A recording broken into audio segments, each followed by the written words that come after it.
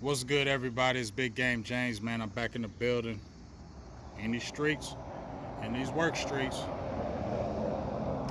But I thought I'd make a quick video. No football today. We're gonna talk football during the week, obviously. Burgers and Blitzes will be back. Hopefully, Big Star Show will be back, and then obviously the Final Word Tuesday, and then Rest of Enemies probably Friday. So good week. We'll have our top 10 quarterbacks.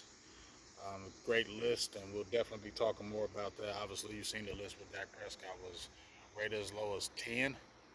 So we definitely going to talk about that because, I could be giving Dak the blues on certain things, but come on, y'all. Dak Prescott, number 10? Come on, dog. But anyway, this quick video is about WNBA basketball. And this thing with Clayton Clark and Angela Reese. Now, I ain't gonna get all deep into it. If you have been watching any kind of sports, or if you lived under a rock, you don't know anything about what's going on. That's crazy.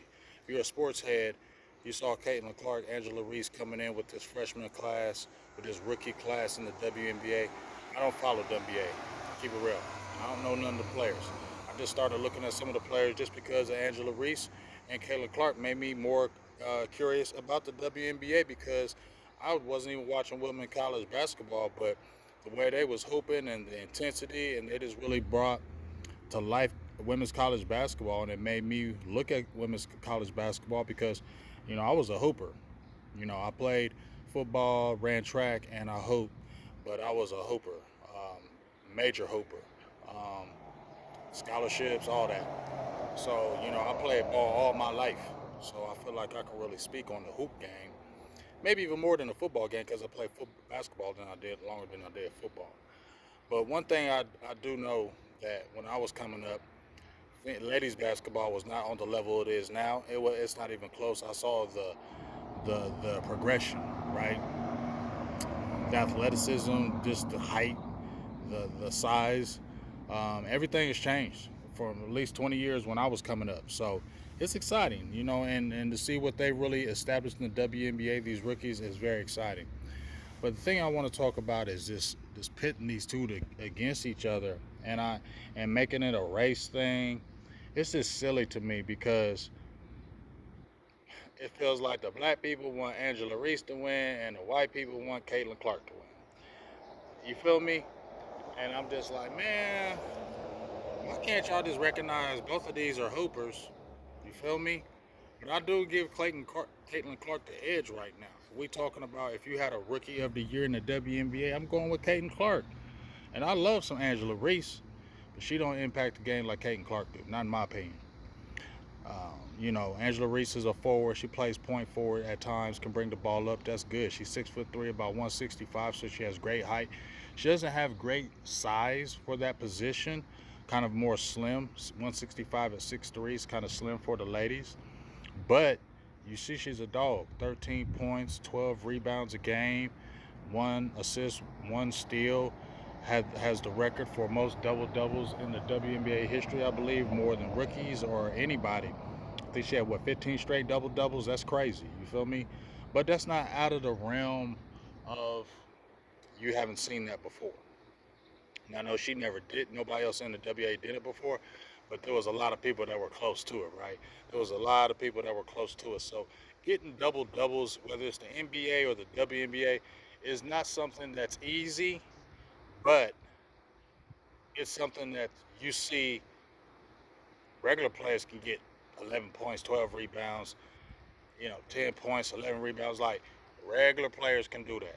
Regular players can get them double doubles. And I'm not saying she regular, but regular players can do that. What I'm saying from Caitlin Clark, and I had some debates with some people, I just feel like the point guard position is more important than the position of forward, the forward position. So if you're talking about sports in general and hoping, you gotta have, if you gotta, would you want to have a great point guard or a great small forward? I'm taking that great point guard because that point guard is setting up everything in your offense. That point guard is controlling everything in your offense. If you got a really good point guard or a great point guard, you are set. You are smooth. You just can build around that because that point guard is controlling everything. It's controlling the offense. It's controlling who's getting the ball. It's controlling the tempo. It's controlling damn near everything. And if you have a point guard that's not good, your whole offense will be compromised, and your team will struggle without good point guard play. You can get by with a regular small forward. But if you have a regular point guard, it's going to get exposed. It is. And so what I see Caitlin Clark doing, 16 points a game, 7.8 assists, damn near 6 rebounds a game. And if it holds to right now, her numbers should be the first person in WNBA history to average 16.7 assists a game. First person in history, not first rookie, first person in WNBA history. Now, and she averaging 1.5 steals a game. Now, the first thing I heard people criticize her over turnovers. Yes, her turnover rate is high. She is a rookie though. Her turnover rate is high. I think she's averaging almost 6 turnovers a game. That turnover rate is way too high. It must get cut down. But I'm also say, in my opinion, she she can pass that ball. She passed the ball with the flick of her wrist. It's so easy. It's effortless. Like some of the passes that she does, some of the girls aren't ready for those passes. And I've seen a lot of turnovers that she had that the girls aren't athletic enough. When she throws a quick bounce pass, gets it by two defenders, they're not athletic enough to catch that pass and make that layup. They miss the layup or the pass goes by them. And I'm not saying she don't throw bad passes, but what I'm saying is some of these players aren't ready for those type of passes that she's dishing.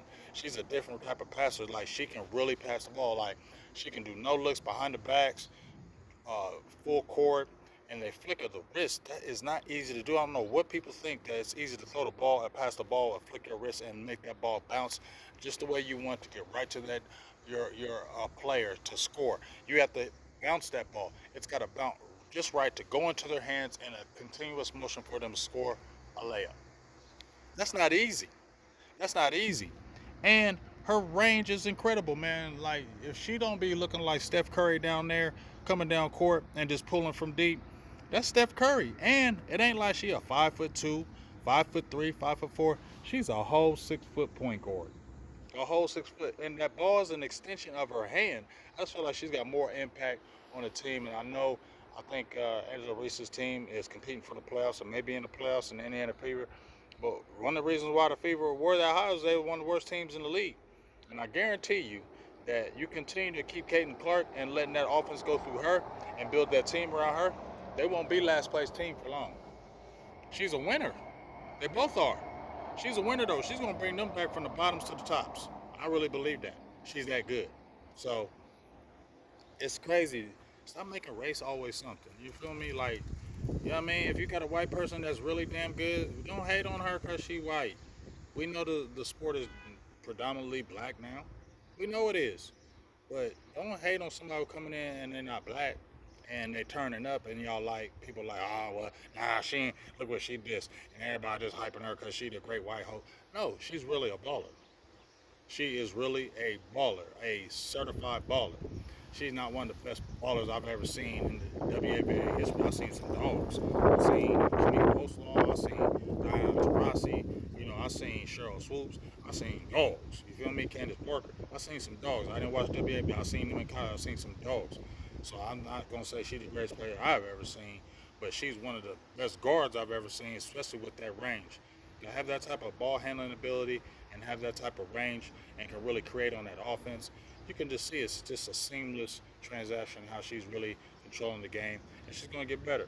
She got to get them turnovers cut down, but she get them turnovers cut down, she going to be one of the perennial all-stars year in and year out. Facts. So, it's just like Cooper Flag in the NBA. Cooper Flag white, right? He going to be a number one pick. The NBA predominantly black. So what? So you gonna knock Cooper Flag? And no, I don't hear nobody dogging Cooper Flag though. I don't see nobody dogging him saying, "Oh, they just hyping him because he white or this." No, Cooper Flag's really a dog. White, black, Chinese, whatever. He is a certified dog. Okay, and black athletes, white, everybody see it, and ain't nobody talking about because he white and y'all just be hyping him. And no, this dude is the real deal. Like I think he could be on the USA Olympic team right now.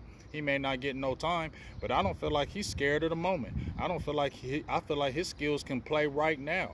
So you ain't gonna see him coming in the NBA and everybody dogging him because he white or this and that.